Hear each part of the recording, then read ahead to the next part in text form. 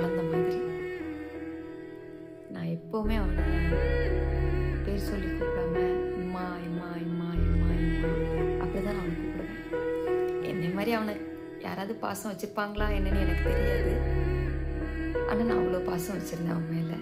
இப்போவும் அந்த பாசம் குறையலை. பட் ரொம்ப இடத்துல வந்து ரொம்ப அதிகமாகவே அவனை வந்து மிஸ் பண்ணுவேன் நான். அது ஏன்னு எனக்கு புரியல. எங்கே பார்த்தாலுமே சரி அவனோட நினைவுகள் வந்து ரொம்பவே எனக்குள்ள கலந்துருச்சு. என் பிளட்டு மாதிரி, என் உடம்புல ஓட்டுற பிளட்டு மாதிரி அவனோட நினைவுகள் வந்து எனக்குள்ள கலந்துருச்சு.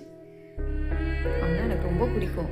அவனை வந்து யாருமே அசிங்கமாக பேசிடக்கூடாது, எதுவும் கேள்வி கேட்டுறக்கூடாது, அந்த மாதிரி ஒரு பொசஸ்னஸான ஒரு ஆளாட்டு தான் நான் அவனை பார்த்துக்கிட்டேன்.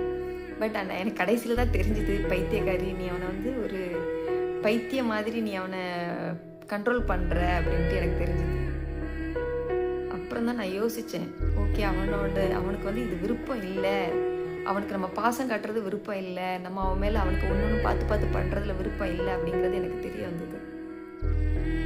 ஆனால் அவன் என்னை விட்டுட்டு போவான்னு நான் கொஞ்சம் கூட யோசிக்கலை.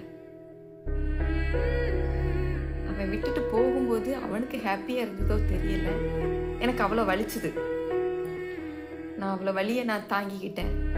யார்கிட்ட சொல்லி அழுறதுன்னு கூட எனக்கு தெரியல. எனக்கு உள்ளுக்குள்ள இன்னைக்கு வரைக்குமே அவனை யோசிக்கும் போது அவ்வளோ வலிக்கும். நான் எதுவுமே வந்து வெளியே காட்டிக்கிறதுக்கு இது பண்ணலை. நான் யார்கிட்டே போய் சொன்னேன்னா ஒரு வார்த்தை சொல்லுவாங்க. என்ன சொல்லுவாங்க? பைத்தியக்காரி, அவனே உன்னை வேண்டான்னு தூக்கி போட்டு போயிட்டான், உனக்கு என்ன பைத்தியம் அப்படின்னு சொல்லி என்கிட்ட பேசுவாங்க. ஆனால் எனக்காவது ஒரு நாள் அவன் வந்து தப்பை திருத்திக்கிட்டு என்கிட்ட வந்துட மாட்டானா அப்படின்னு அதிகமாக யோசித்ததுனால தான் அதிகம். எனிவே அவன் எங்கே இருந்தாலும் ஹாப்பியாக இருக்கட்டும்.